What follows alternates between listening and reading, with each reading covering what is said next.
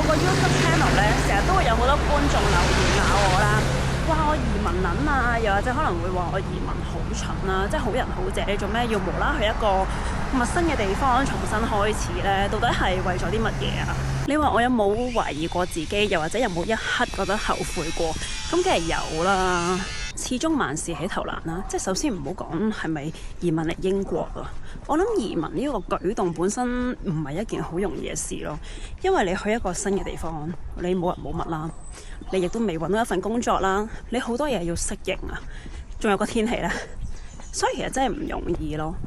咁但係呢，我覺得係值得嘅，雖然係有代價要付出啦，但係你得到嘅嘢其實係好多咯。我成日都會諗下，如果你將你嘅人生當係一本書，假設啦，當我而家一直都係喺香港嘅，我諗我每一個 chapter 都係關於教育嘅咯，每一個 chapter 都會好悶啊。到我死嘅時候，我睇翻呢本書，我都唔知有咩好睇咯。我呢一本書啦，有跌跌碰碰啦，有好嘅嘢，有唔好嘅嘢，有嘗試過，有失敗過。但係我諗我呢本書係好豐富咯。我死嘅時候，我亦都會睇得好開心。唔係話移民一定係好嘅，但我諗每個人都有自己希望嘅嘢咯。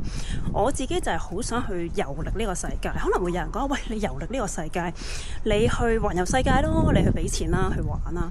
咁但係你去一個陌生嘅地方去生活，係第二個故事咯。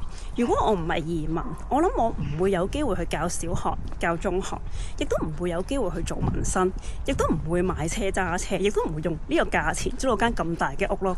即係呢啲嘢係要自己去探索過而得到嘅一個故事嚟嘅。歡迎大家睇埋我嘅 YouTube channel，睇埋我啲移民片。